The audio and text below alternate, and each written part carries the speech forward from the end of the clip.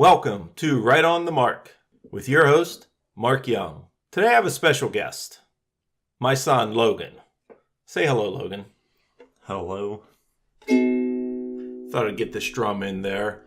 Now, Logan, it's been a while since you've been on the show. A lot has happened. A lot is going on in your life. You just finished your year and a half of college. You're actually leaving tonight to go back for the second half of your sophomore year. But I understand, and I saw it firsthand, how busy you were in the first semester of your second year. It was just unreal on everything that you had to go through and prepare to get where you are today.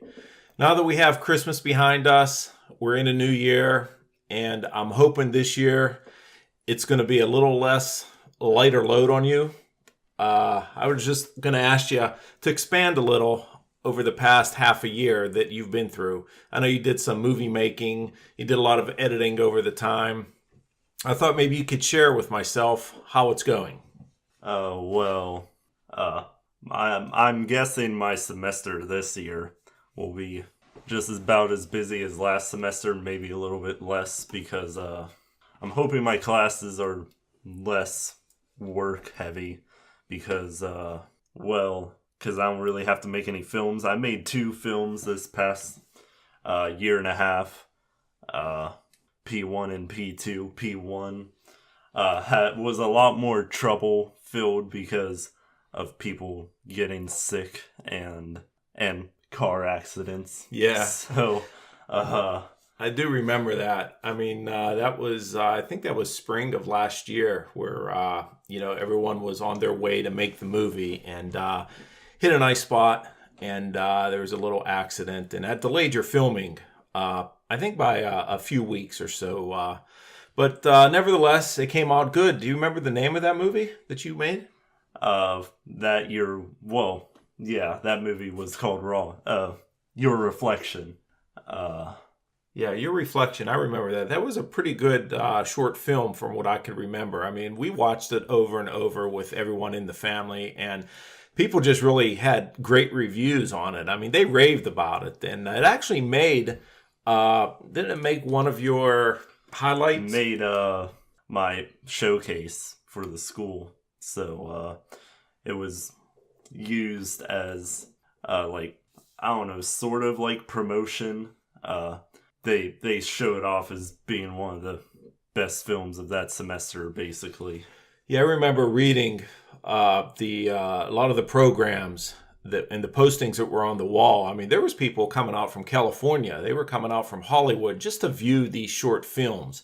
Not necessarily to give it a national review, but more of like a lower level, like student review to see where they stand and see what future talent's out there. I mean, your P1 was a big deal, but P2 was even bigger. I mean, I could remember you saying, I'm so happy P1's over, but now P2 is a different level. Can you speak to that a little? I'm pretty sure you can. P2 was just taken more seriously in general, I guess, because I got more like applications for like actors and everything. Everybody was more willing to be on a P2 set as opposed to a P1 set. P1 was supposed to, I think, simulate what it was like for a first-time filmmaker, but P2 is supposed to simulate what an experienced amateur filmmaking is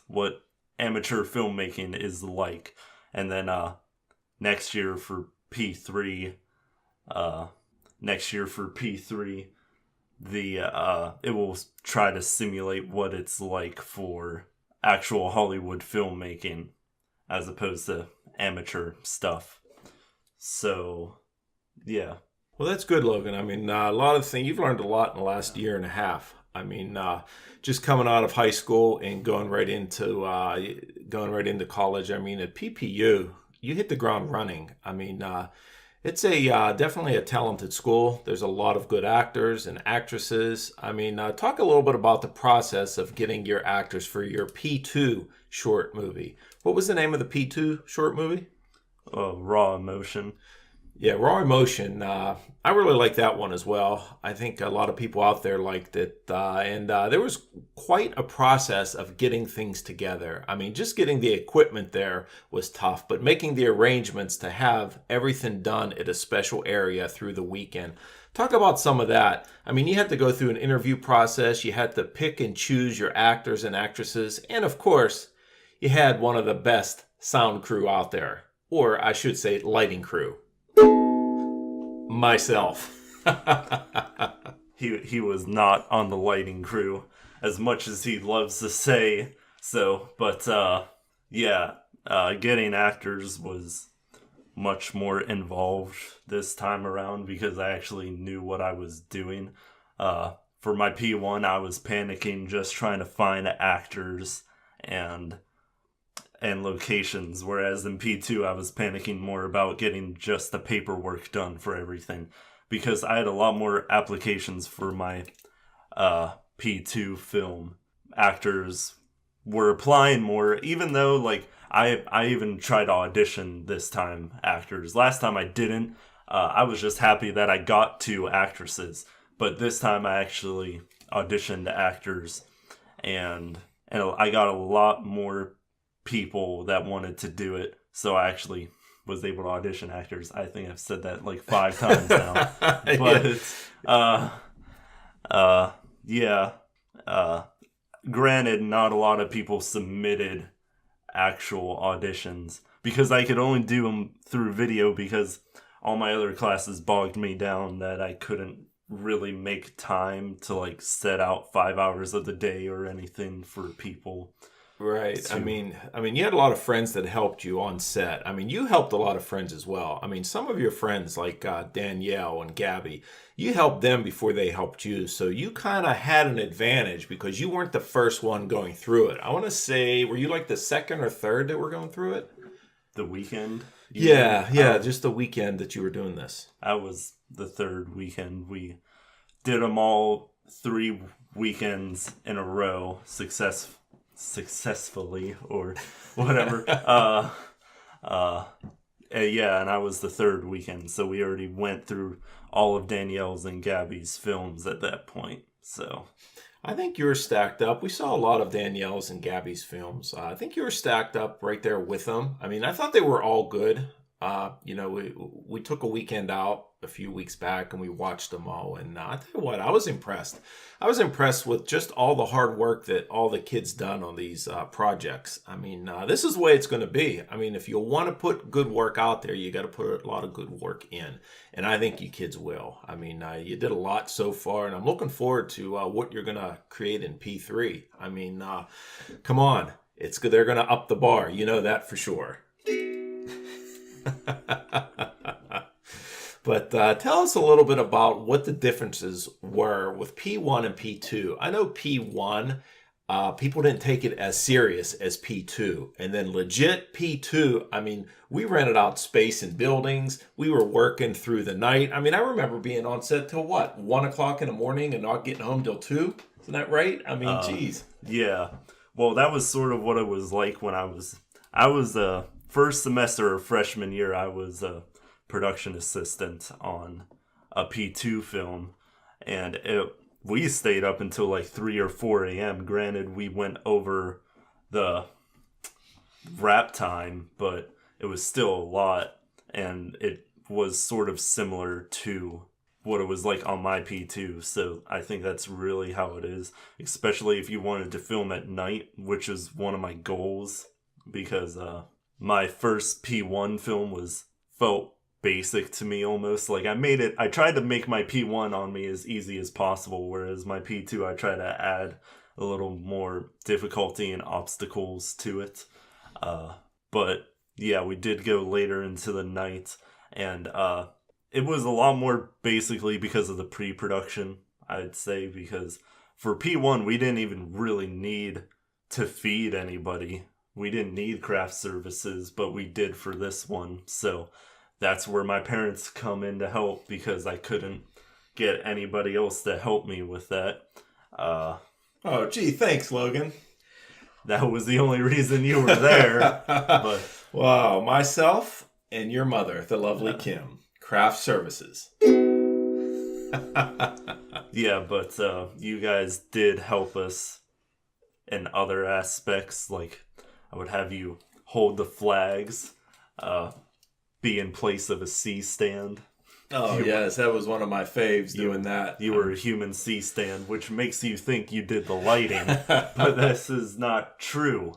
We were all uncredited in the film, but we did help. I mean, we tried to help as much as we can. I did make a lot of noise on set, but that's just normal for me. I am just normally loud, and everyone had to say quiet on set to me, whether I was making noises, removing my jacket, or just having natural conversation in the other room with some of your actors. But it was a blast. It was a blast. I thought it came out well. I mean, you put a lot of work into it. I mean, everyone else had to edit everyone else's film. So part of your P2, right, was working with other people in their film. I mean, understand that you had to go up to Erie to make part of this film. Talk about that trip to Erie. Wasn't that a long drive?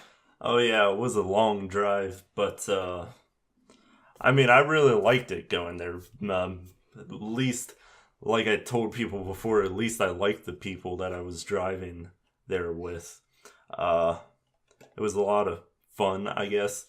Yeah, I just really liked going up there, even though the majority of the time was getting there as opposed to actually filming. We only filmed for like a half an hour because it was a pickup weekend for just this one scene. But in the end, I think it was worth it, and the footage came out better than it originally was. Well, that's good. That's good. It's a lot of experience. I mean, you're going to be on the road a lot in an actual job, so you might as well try to make this as actual as you can. One thing I found out the hard way was carrying the equipment. And was it the sound equipment? No, it was the lighting equipment that was super heavy. I mean, dude, this was so heavy. Like I needed like a dolly. I needed like Pap's dolly to carry it. Yeah. Sadly, we never used that dolly. No. That was a disappointment. But yeah, the lighting equipment was by far the heaviest. At least for my weekend, though, I had you carry it. Yeah, I mean, I think everyone involved really had a good time. And I think they did a good job. I think one of my favorite parts was going down to the point whenever we were shooting live down by the point. We weren't by the water, but we were in a park with people crossing, and we had to do a lot of takes down there. Plus, it was freezing cold. I mean, it was November, right? Was that November, December? It was November. It was not December. Okay, but I mean, it was still cold. I think it was still October. I think it was the end of October. I'll tell you what. That just goes to show you, folks, 5 minutes of short films takes you a couple months to shoot. And if you've ever been on set, if you've ever seen anything like that, you'll understand why. The whole process was 4 months. Like, it took 4 months to completely get it done because I started writing the script in early August, and the film came out like mid-December, December 17th or whatever date it was. So it's a long process. It took the same time for my P1 though, I must say.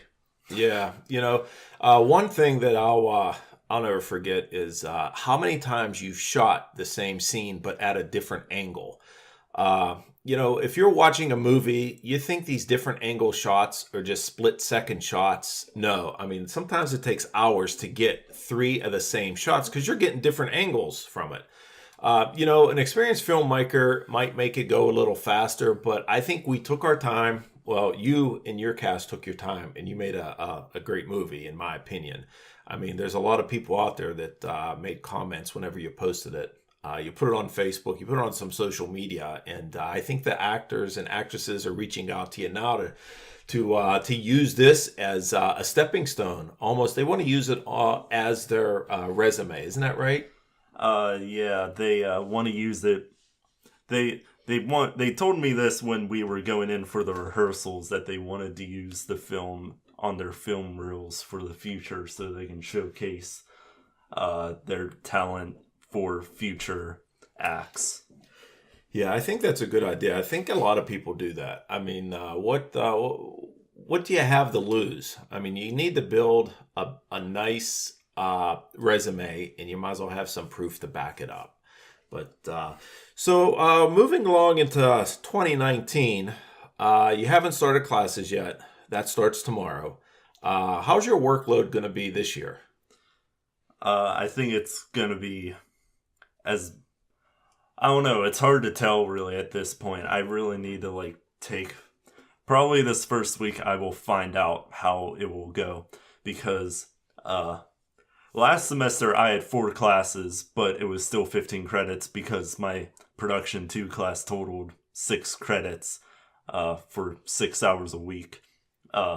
I'm back to 5 classes this semester. I'm not making a film. I'm doing a lot of film-related stuff this semester, especially with sound. I have 5 classes, and I applied for this internship, which will get me class credits, and I'll be working on a feature-length film, alumni film, be helping with the post-production sound, mainly. Yeah, well, congratulations on that intern taken. I mean, you had just found out, right? You just found out last week. Walk us through how you applied and how you found out and how you plan to go forward with it. I know it's a lot of it's going to be the unknown, but just talk about how it happened. Well, I just got off of break and I knew I needed to. My plan for break was to find something during the summer. Still haven't found that out though. But that's something I still need to do. But I found this internship. I was mainly looking for internships for this summer. But I looked at my email one day and I saw my future sound professor. I still haven't met him yet. I'll see him tomorrow, I guess. But yeah, he emailed everybody about this internship opportunity, and I was like, well, that was exactly what I was looking for. Just sadly, it's during this semester. I mean, I'll have to work around that, but I think it's going to be a good learning experience. It's going to be a nice internship. I mean, obviously it's unpaid, but hey, you get credits for it. So it's almost like you're going to be a class ahead. If you currently keep all your classes plus this internship, you'll be a little bit ahead of the game. And I always think that's good because you never know if there's a class you want to drop between now and then. And this way, you'll learn a lot, and plus you get credit for it. I mean, what's not to like? So Logan, tell us a little bit about the classes you're about to take in your spring of 2019. Well, I was going to go from best to worst, but let's go worst to best. The class I'm probably least looking forward to is graphic design. I didn't want to take that class initially, but I had to get the 15 credits, and that was probably the next closest thing. And I was going to have to get it out of the way at some point. I originally was going to take music appreciation, and initially I never really liked graphic design. Taking the one class in high school, I didn't like it.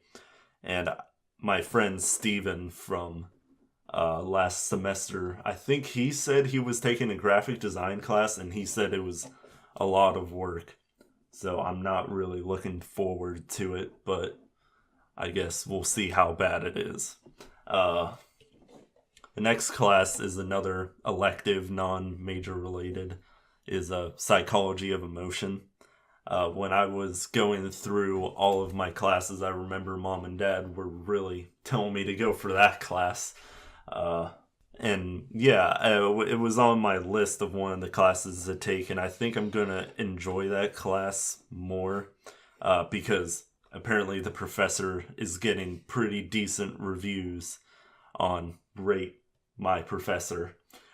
And I heard that there are only 2 tests and 2 essays to write in that class. Granted, I think it's the midterm and the final they're talking about, and I think I heard the 2 essays are pretty big, like maybe 10 or 8 pages or something like that. I mean, I've done more in the past last semester, like writing 22-page essays, but yeah, moving on to the next course.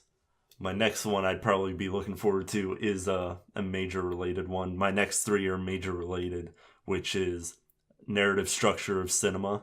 And basically what I think this class is going to be like is basically a screenwriting class. It's another class we have to take. Basically every semester there's a non course where you're not making a film, but you're learning about film, and that's what I think this class is basically serving. It's very basic, where I think you just learn about how people write scripts, basically, and how to write characters. Well, you have experience in that. I mean, I don't know if we mentioned it earlier, but I mean, geez, on your film, you were the screenwriter. I mean, you wrote it, you directed it.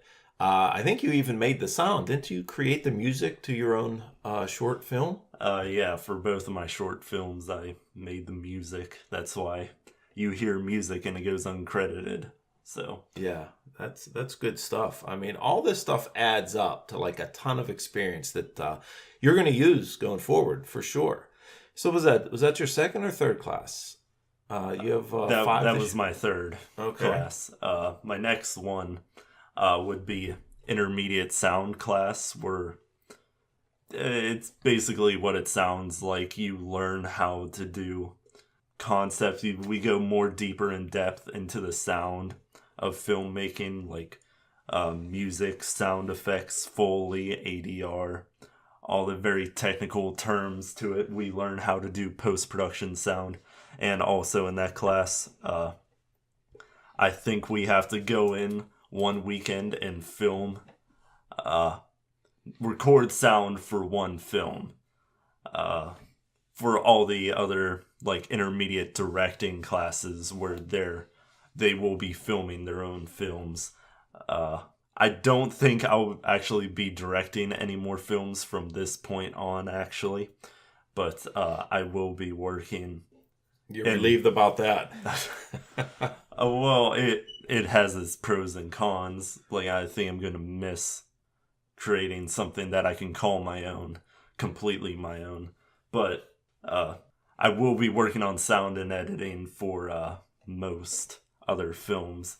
For example, my next class would be intermediate editing, which is the one I'm looking forward to the most, because it's the class that will probably be most relevant to me once I get out of college. It's my concentration in filmmaking is editing. That's what I'm gonna want to be doing. For P3, my prediction is that I'm going to be editing one of the P3 films. That's pretty cool. That is really cool. I mean, real quick, I mean, you had some professors that are really famous. I mean, there was one professor that made Children of the Corn, that movie back in the 70s. I don't know his name. Me neither. I don't know his name. But you had some other famous people. I mean, you had Tom Hanks right across the street that even waved to him. Come on, folks. Tom Hanks. What's not to like about this school? Yeah, Tom Hanks sat in the same restaurant where Your Reflection was filmed in for one scene. So you picked a good location, huh? And so did Tom Hanks. I mean, hey, you guys could be meeting at some point. Yeah. So what about your last class? You still have another class? No, that was it. Oh, that was it? All five. I mean, obviously the internship. The internship, I think, is basically going to act more like a job than an actual class. Yeah, but it's good experience. Very good experience. Something to put on my resume, so. Obviously. It's a resume builder. So, Logan, what other experiences have you had with films? Well, talking about my other partner's films, a lot of my films making were like stressful, really. I found like the most fun I had was working on other people's films. My two partners for P2, Gabby and Danielle, Both of their films were very fun to make. I was in charge of the cinematography in Gabby's film, and I felt like I don't know, I had a really fun time making hers, really.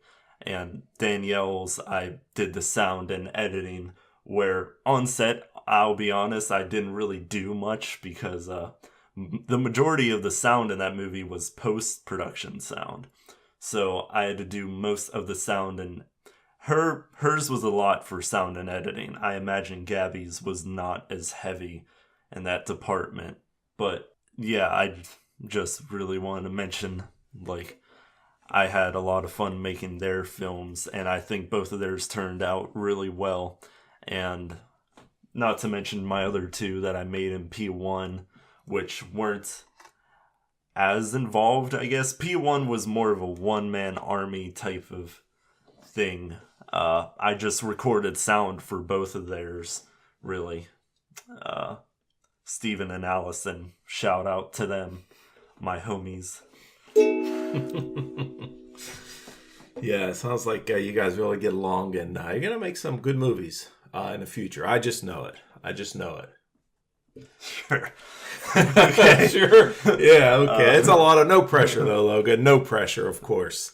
Well, thanks, Logan, for joining the show. I really enjoyed it. There's a lot of good info you gave out to the folks and to the fans out there. I mean, hey, it's a tough business. Tough business to be in, without a doubt. It could take you anywhere. It could take you to New York. It could take you to California.